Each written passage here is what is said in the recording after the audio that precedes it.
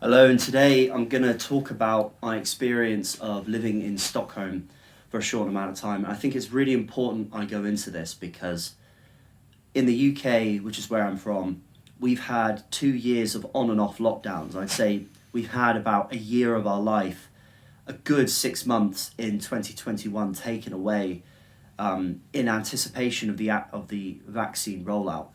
And the reason I wanted to talk about Switzerland, not Switzerland, I did go to Switzerland, but Stockholm, is that when I was chatting to people, actually speaking to Swedish people, I could not believe the level of freedom they were allowed by their government throughout 2020 and 2021.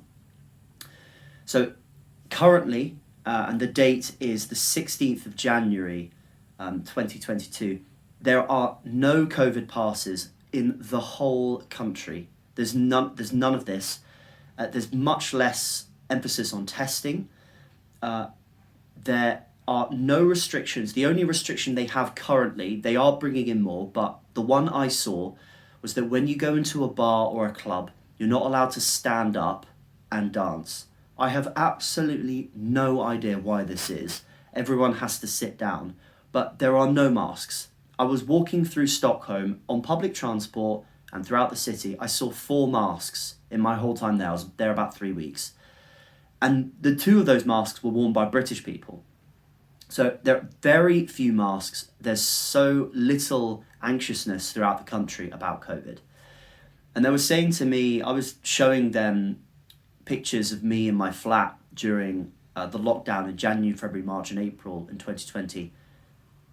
The Swedish person I was speaking to showed me photos of him outside having a pint at the pub. Now, I don't believe he was allowed inside the pub. They did shut down certain businesses, but he was allowed out the house for a pint. Meanwhile, the UK police were harassing people and giving out millions of pounds worth of fines because they were exercising outdoors for reasons that weren't allowed. I think it's so important to actually go and see what the reaction is in different countries. As a side note, and as a complete contrast, before Stockholm, I went to Geneva in Switzerland, and then I also went to Zurich and Basel. In Switzerland, it's the complete opposite. You must wear face masks on public transport. You have a COVID QR code, which they then check against your ID. In Switzerland, it's illegal to travel without ID. So to see the two different countries and then come back to the UK, which is somewhere in the middle, it made me realise that there are many ways to combat a public health crisis or a crisis in general. Just because we live in a media bubble in the UK or whatever country you're in, the US, Switzerland, Sweden, Australia, don't believe that narrative. There are many ways to deal with a problem.